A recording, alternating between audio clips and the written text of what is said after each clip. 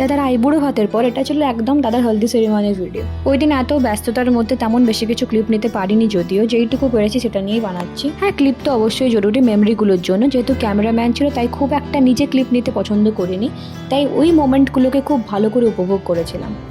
তো আমি, দিদি, বোন দাদার গায়ে হলুদ লাগিয়ে শুরু করলাম ওই দিনের হলুদের অনুষ্ঠান।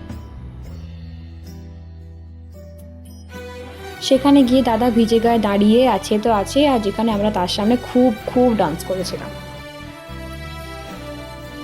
না কোনো ছিল স্টেপ, না কোনো প্র্যাকটিস, যে যার মন খুলে ডান্স করে যাচ্ছিল।